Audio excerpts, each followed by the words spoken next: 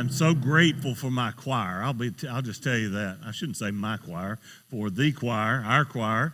They do a tremendous job. And Stacy, you were right. There's some great words in that song as it chronicled the life of Jesus. Okay, guys, take your Bible. We're going to go to two places to mark in your Bible. Luke chapter 2, and then also in Galatians chapter 4, in verse 4.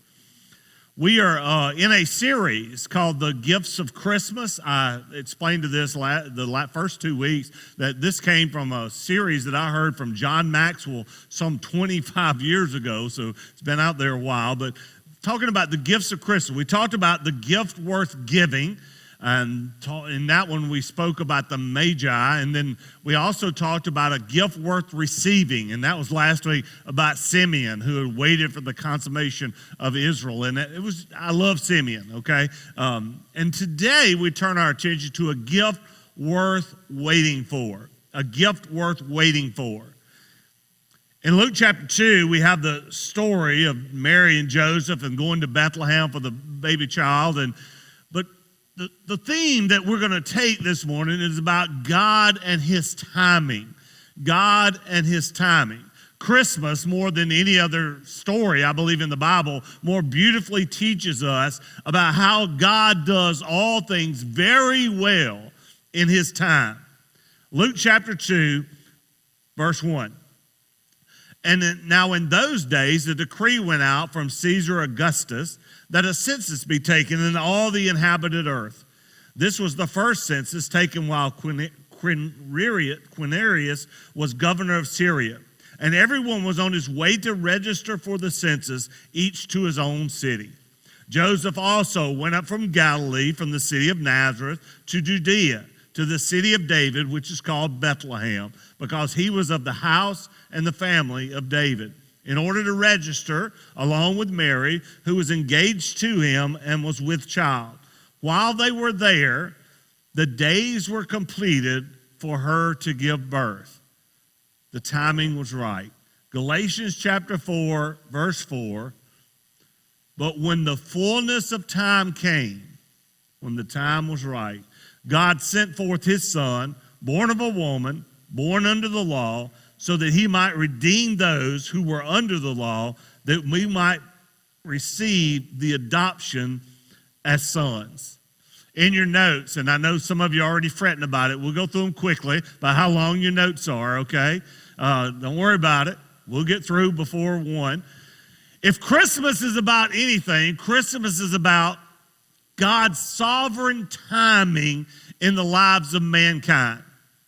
God's sovereign timing in the lives of mankind. Ecclesiastes writes about time. In Ecclesiastes chapter 3, says some interesting things about God and his timing. There is an appointed time for everything, and there is a time for every event under heaven. A time to give birth and a time to die. A time to plant and a time to uproot what is planted. A time to kill and a time to heal. A time to tear down and a time to build up. A time to weep and a time to laugh. A time to mourn and a time to dance. A time to throw stones and a time to gather stones. A time to embrace and a time to shun embracing. A time to search and a time to give up as lost. A time to keep and a time to throw away. A time to tear apart and a time to sew together. A time to be silent and a time to speak. A time to love and a time to hate. A time for war and a time for peace. And then verse 11, Ecclesiastes chapter 3, says this about God. He has made everything appropriate in its time. He has also set eternity in their heart, yet so that man will not find out the work which God has done from the beginning even until the end. That is an amazing statement. The writer of Ecclesiastes says that God has made everything appropriate in its time. 2 thoughts about that as I read it. Number 1 is that God is completely aware of every detail of our lives. Everything that we do, God is aware of. From the smallest minute detail, God is there. And everything appropriate in its time. The same God that knows every single moment of your time has also set eternity in your heart. What in the world does that mean? Set eternity in. It means an awareness, a consciousness that this world is not all of it, okay? This is not everything. That God has put in us an idea that there is something beyond this earth. The idea is the world is too small to fill your heart completely. He is the God of the moment and the God of eternity. That's what I'm looking for. The God of the moment and the God of eternity. He is big picture and little picture all together, okay? So now, how does that relate to Christmas? Well, number 2 in your notes, Christmas is about the timing of God becoming a man. The timing of God becoming a man. Verse 7 in Luke chapter 2, and she gave birth to her firstborn son. So here is a very human person, okay? Mary, very human person, giving birth to a very human body in Jesus. So we have the humanity of Christ portrayed here. We've got a human mother, a human baby, humanity. But then Galatians chapter 4, verse 4 says that God sent forth his son, divinity. So you have the man side of it, but you also have a divine father, a God being born in the flesh. Those 2 verses give us the theology of the incarnation of Jesus Christ. Incarnation just means when God became flesh, when God became a man. Human yet divine. Divine yet human. He is the God-man. Jesus is the God-man. He is He is as much man as if he were not God, as much God as if he were not man. He is the God-man. And when I think about that, what he does, it is the Son of God becoming the Son of Man so that the sons of men can become the sons of God. It is the divine timing of God bringing every moment of the history of mankind together for this moment of eternity. This incredible theme, and nobody gives it better attention than Luke and Paul does in Galatians. We look back at Luke 2:6 and we see the timing of God in the pregnancy of Mary. The days were completed for her to give birth. The 9-month period was over. At the timing of God in the very details of life. And then 4:4 says, but when the fullness of time came, God sent forth his son. So we have the moment by moment in the fullness of Mary. We have the eternal in the eternal heart of God, the timing of the delivery. Listen to me. God is able to see you all the time, every moment of your life. But he also knows the whole plan for your life. That is the theme we're going to build this morning. We're going to begin with Mary. If you could say anything about Mary and her timing, it was inconvenient, right? It was inconvenient. There are so many things going on. And if I think about that, when I look at the daily activity of God and interaction in my life, I would say there are times when it's inconvenient what happens, right? Would you not say that is true for yourself? Boy, this just isn't the right time for this to happen. I wish that this had waited. I wish it had happened earlier. The timing isn't right. Let's give you some Mary examples. You've always thought of these. Mary might have felt that the timing of God's birth was bad. Why? Why? Just keep your pencil in hand. We're going to go through them quickly. Well, number one, her marriage was not yet consummated. Her marriage was not yet consummated. When she first felt that birth pain as they were in Bethlehem, well, this is not good. This is not good timing. This is not a thing. I've not even completed my marriage, consummated my marriage with Joseph yet. The second thing, the birth of the Christ is coming in an occupied territory. I'm not even going to get to be at home where there's security. I'm with all of these strangers and all these other people. It's not exactly the best time here, God. Number three, the census has totally disrupted their plans. She's not at home with all of her friends. She's not even in her home city. In all the rush, she's suddenly been pulled out and sent there into all this chaos, into all this hard travel. Number four, in a strange town, there's no support system. So not only is she around strangers, she's not around friends. Man, strange town, strange people, strange place, no mothers, no sisters. If I know anything, there needs to be a mama there at the birth of a grandbaby, right? Especially the first one. Everybody knows you shouldn't go off and leave grandma to have that baby. But number five is there's inadequate housing. You know all of these things. There's no place in the inn, no place for this baby to be born. So if you interviewed Mary and you looked at her in the short term and she's looking at what's happening around her at the moment and say, what do you think about this, Mary? What do you think about the timing of the birth? I guarantee you she'd come back and say, this is not a good time. This is not a good time.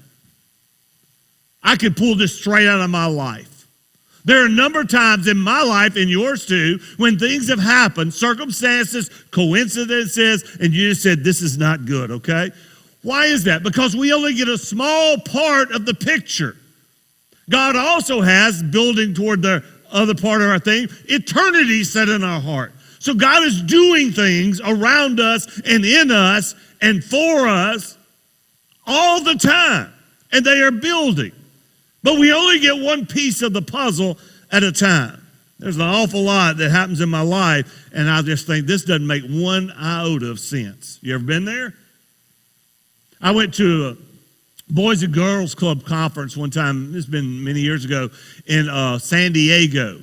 And I got a chance to go to the Padres baseball game, and we went out there, and I'll never forget it. They were playing St. Louis, and Mark McGuire was hitting home runs. He was hitting them out of the stadium. That was before we knew he was pumping. But anyway, it was a good time. But during that game, they put a picture puzzle up on the board. up on the big scoreboard. You know, they like to entertain between that. And what they would do is there was a player behind it, and they would take pieces of the puzzle off. So at the beginning, it was kind of around the fringe, a hat. That's not going to tell you anything, or this, that. But all of a sudden, we got an ear, and then we got a chin line, and all this stuff. And all the time, you're waiting. And all of a sudden, you can see the face, and people start talking then. They start murmuring. They know, oh, I believe this is so-and-so. I believe it's so-and-so. But the thing is, they only got it one piece of the puzzle at the time. That is life.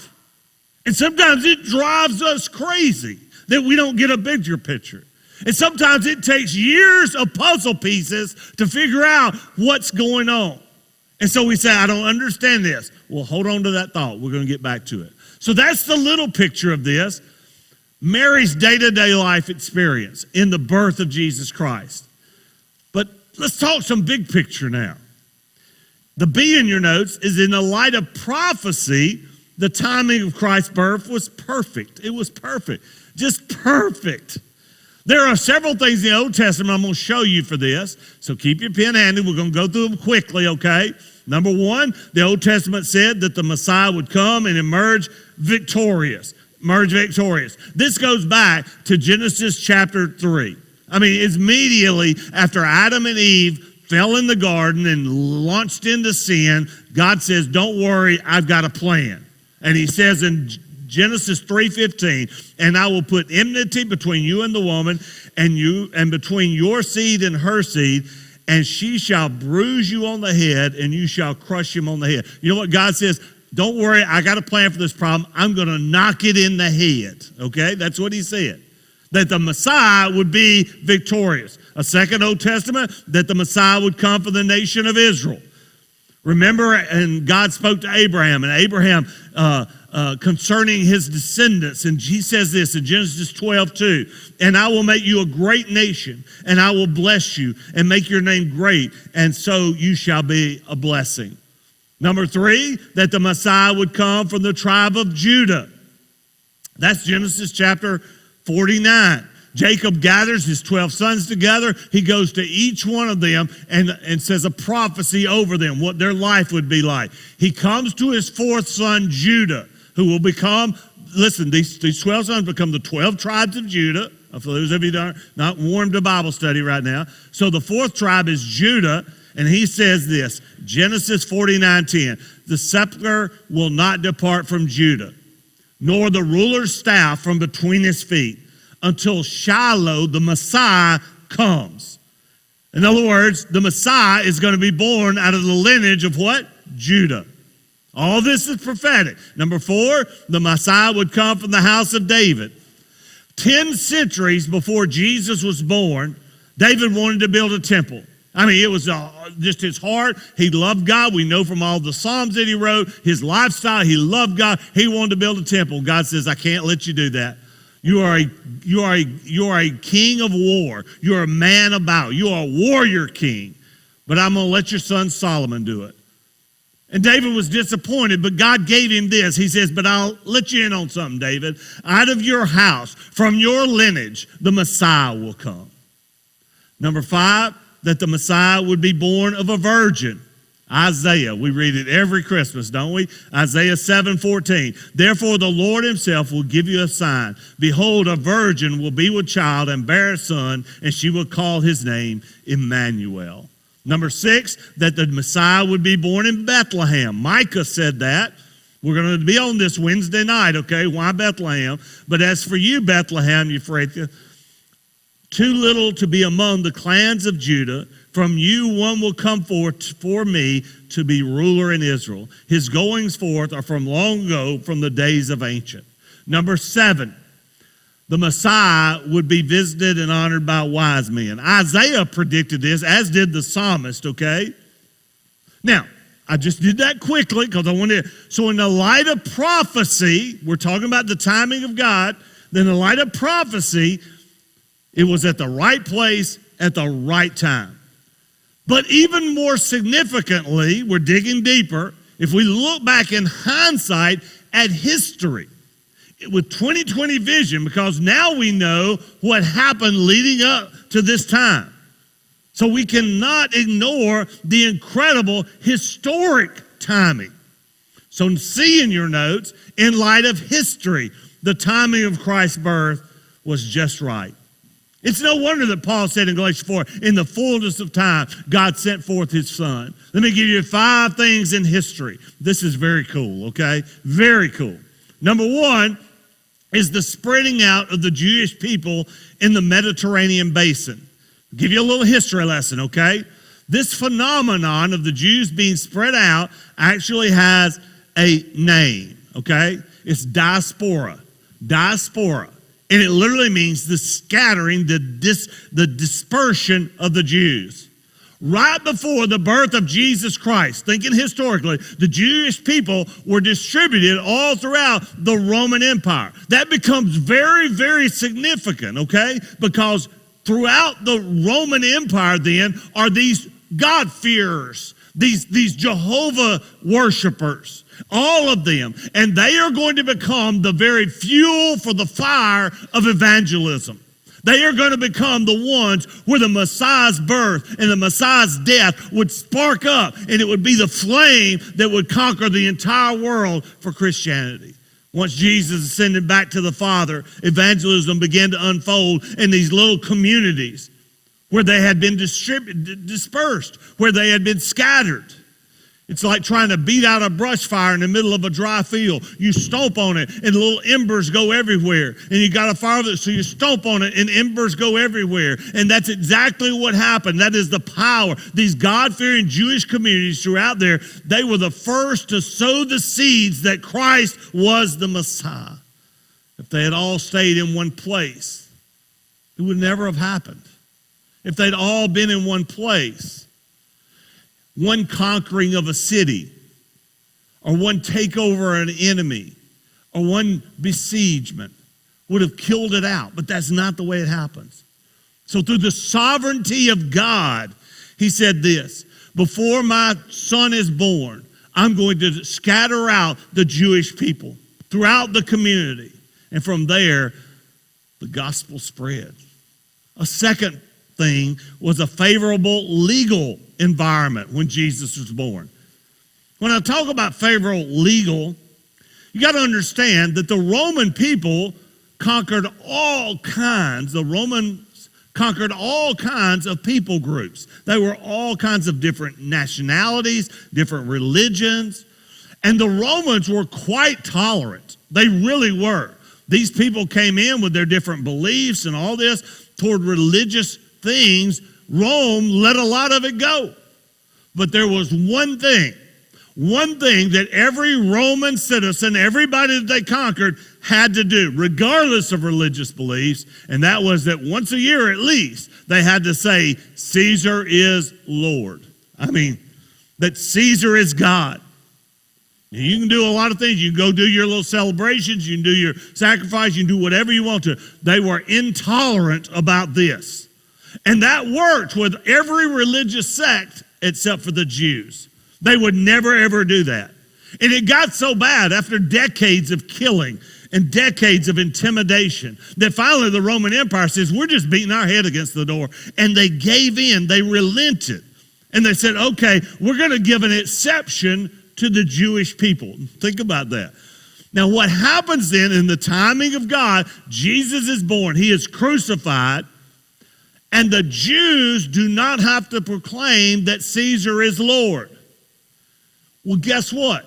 For 70 years, the Romans equated Judaism and Christianity the same. They didn't differentiate. It never dawned on them that these were now two totally opposing views. So the Roman government for 70 years allowed them to all get away with this caveat, with this exception.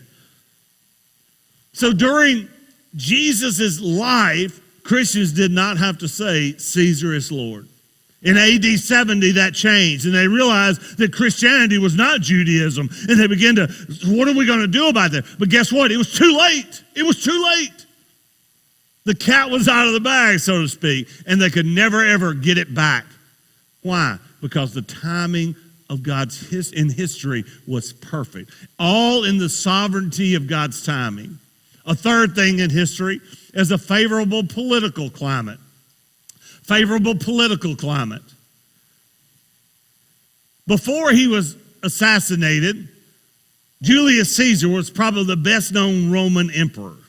Most of you here know Julius Caesar, all right? You've seen the plays, you know, he was a brilliant Roman general, a man of war and conquering, and during his reign, there were more wars and even a civil war than ever before in history.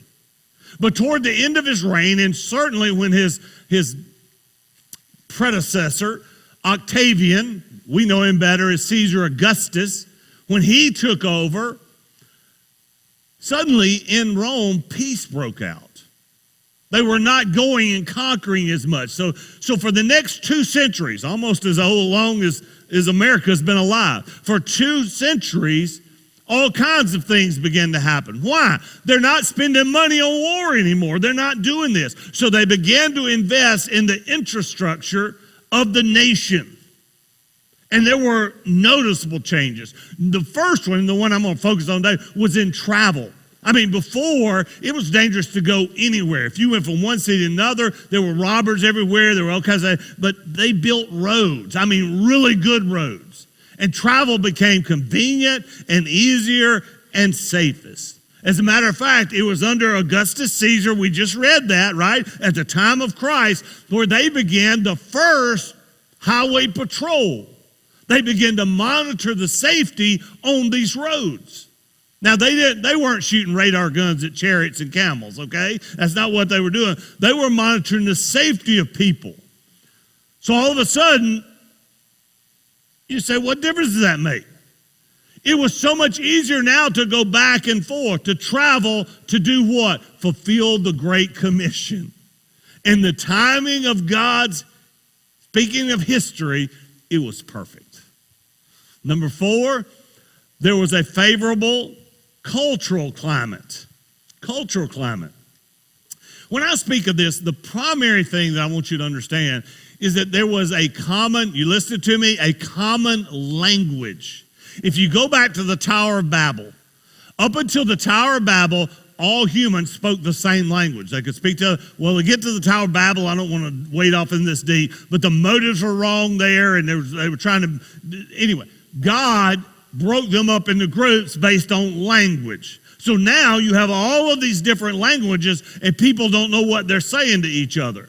So by the time that Jesus was born, because of Alexander the Great, who was truly a world conqueror, there was all of a sudden, instituted by Alexander, a common language, and it was Common Greek. Common Greek. Now, I don't know, this is the reason you always hear pastors talking about, well, in the Greek it means that. It's because the New Testament is written in Common Greek. It was a common language, everybody spoke about it. Everybody spoke it. Think about this now. So Paul writes a letter and sends it anywhere in the Roman Empire, everybody can read it. So the entire compilation of the New Testament could be written in Greek because everybody understood it exactly. Now, there were other languages. They spoke different languages in the Congress, but everybody knew Greek. Do you realize that wouldn't even be possible today? It's not even possible today. I mean, if we were going to talk about Galatians and Ephesians would have to be written in Turkish. Turkish. Now, Thessalonians and Corinthians could be in Greek. Romans would have to be what? Italian. Hebrews. You have all of these different groups. But at the time of Christ, one language means that everybody had an opportunity to speak to the other person and they knew what they were talking about. Huge. 5th historical fact was that it was a favorable philosophical environment. Philosophical. Even philosophically, they were ready for the Messiah, the coming of Christ. So think about this. God, we know prophetically. We study that every Christmas, right? God's doing this, and we know what God's doing with his people. But God's also lining up the whole world for the perfect timing. This was the age of Plato and Aristotle and all the other philosophers. And those philosophers did a great job of raising questions. They helped people to realize that you think beyond themselves and think deeper and all those things. But they weren't given any answers. So Christianity comes to these people who are now thinking deeper than ever before on the planet of Earth. And Christianity is like a breath of fresh air. It is renewing to these people because it has answers. It's been said the Greek philosophers were plowing the fields. They plowed the fields, but they didn't sow any seed. Christianity came and used those cultivated, fertile, plowed minds to plant the seeds of Christianity. Oh. Isn't that cool to think about how all of history lines up with that moment? And as I thought about all these historical facts, I better understand what God meant when he said, and in the fullness of time, God sent forth his son. The timing was absolutely perfect. You ready for the sermon? Number 3, Christmas is about timing of God in your life. In your life. This is what I want you to see through all these things. And it is one of the strongest messages of Christmas. It's about God's timing in your life. Christmas is about coincidences, the census taking place, going to Bethlehem, the little things, the little circumstances that happen in our life. And it's going to be great when we get to heaven one day and see how God used these little things to do big things for his purpose. I thought about Christopher Columbus. Christopher Columbus was discouraged one day, and he walked by a monastery, and he was thirsty. So he goes in, and he's getting a drink of water, and there's this old monk sitting there, and he began to talk to this old monk, and he had dreams of an expedition to a different land, and he hoped to do that one day. And Christopher Columbus left. Well, he didn't know that this monk was a personal friend of Queen Isabella. And you think about the one, he is the one who convinced her to finance Christopher Columbus. The discovery of what would eventually become America came because of a drink of water in a monastery.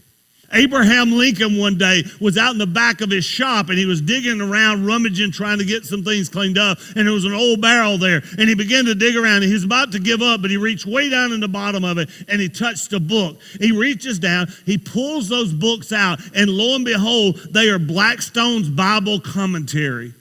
And he begins to read those and absorb those, and it changed the course of his life. He became a lawyer because of it. Then he became a statesman. He became the president of the United States. He became the oil that healed a nation after a civil war. Why? Because he was rummaging around in an old barrel somewhere. John Calvin wanted to go down to Italy, but lo and behold, there was a war broke out, and he wasn't able to get there. So he ends up going to Geneva. Not going to go into all the history of it, but anybody that studies the life of John Calvin knows there was a change in his life in Geneva, and that change led to the change of millions of people's lives for the knowledge of Christ. George Whitefield, great preacher, was a bartender, but he couldn't get along with his brother's wife. So he finally sold out and he left there, and that experience helped him to turn to God. So he goes to Oxford and he became a part of the Holy Club with John Wesley. And those men got together and they turned England around. They turned the world around because he couldn't get along with his sister-in-law. Coincidences? Listen to me, folks. Everybody in here, God knows the details of your life. God sits eternity in your heart, but he knows every detail. It is the same one, the same God. In 1984, I casually stopped off and dropped a resume in Columbus, Mississippi. I did not think much of it afterwards, okay? Lo and behold, I got an interview. Got an interview with a lady by the name of Jeanette Fox. I'll never forget that. She was a Yankee, okay? Came from Pennsylvania. Yankee. And she was here because her husband, Joe, was stationed at the Air Force Base here in Columbus. We had a great interview. I got that job. Went to work for a company. It was a startup company. And I did a rotation, and I wasn't part of the school system, but I was at New Hope, Caledonia, and Motley. Some of it I just aged you when it used to be called Motley, okay? I lived in Mabel McDaniel's old camp house right up the road up here, and this cute little thing drove up in my yard one day and said, "I'm going to marry that man," and she prophetically was correct. She did marry me, okay? We moved to Starkville, Mississippi, and moved into a trailer park of University Hills. It's still there as you go in there. Terry and Penny were our neighbors across the way, and they invited us to church. And we got to the church, Meadowview Baptist Church, and it was home. It felt immediately. Surely the Lord adds to the church, is what I would say there. To shorten that story, it was there that I became an RA leader. I can remember plucking kids out of a lake because they fell in fishing. I can remember doing all those things. I became a youth couples teacher. I became a deacon. Probably the thing that prepared me for ministry more than anything, I became a teacher for the age 60 and up men. A bunch of hard heads. And I went around Starkville and brought them in there. Well, and now that's going on. Ronnie and Shirley had begun to go to church at this little place called Pickinsville Baptist Church. Well, come up, Pickinsville needed a preacher, and I needed to preach. Billy Sennett stopped by my office in Starkville, Mississippi. I thought he was going to ask me to fill in. He asked me to be the interim. I said, well, at least listen to me one time before you do that, okay? Within 2 months, I was the full-time pastor, and that was 34 years ago come May. Coincidence? Psalm 37:23, the steps of a good man are ordered by the Lord, and he delights in this way. I'll tell you, folks, if there's anything that Christmas tells me is that God in his sovereign timing knows everything about you and knows what you need when you need it. Seemingly insignificant things that happen in our life are all pieces of the puzzle that God is putting together. They add up. What is life? Life is a composition of all these moments, is it not? All of these moments, and before long, the pot is full, and you have a full life.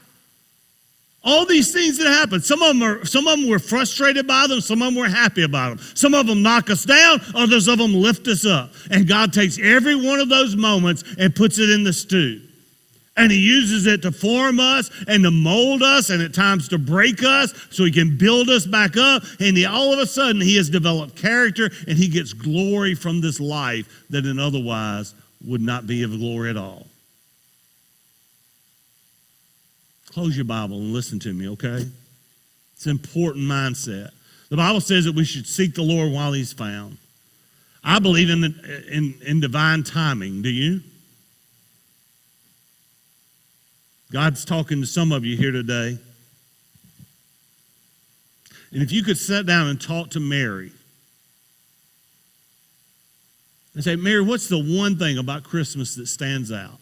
I don't know what she would say, but I bet you she would say something like this. Well, what I learned from Christmas is that when God speaks, don't miss the moment. Don't miss the moment. I want you to bow your heads with me, okay? God's marvelous sense of timing, guys. And I'll tell you what he's doing right now. For some of you in this room right now, today's the day. It is today that all the pieces have come together. Your life has been building toward this. It's been a journey. That's the way life is. All these insignificant things, and all of a sudden, we realize that what's happening is we showed up for just this.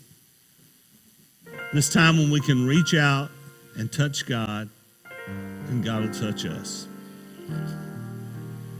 Every head's bowed, every eye's closed. Now listen, some of you for the first time need to respond to what God's saying in your life. So others of you need renewal, you need rededication. But would you be honest? Would you just say, Pastor, this is my moment. God's reaching out to me.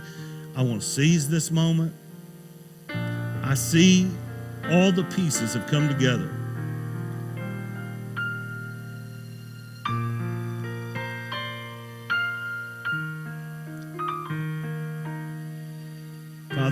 ask you right now, and Lord, I have no idea of knowing what's going on in people's lives, but I do know this. It's an exciting moment right now because the timing is right for somebody. So, Father, I pray that none of us pass it up. If you're talking to somebody who's been a Christian for 40 years, let's not miss this. And especially, Lord, I want to help that person who needs to respond to you and be filled with your presence. To be saved, God, for the first time in their life as an adult to say, Lord, you are missing from my life. I want to receive your Son, Lord. Father, thank you for the day. And God, I thank you in the timing of all things, good and bad. You have me in mind. You had me in mind. God, would we yield ourselves to you? I pray that in Jesus' name.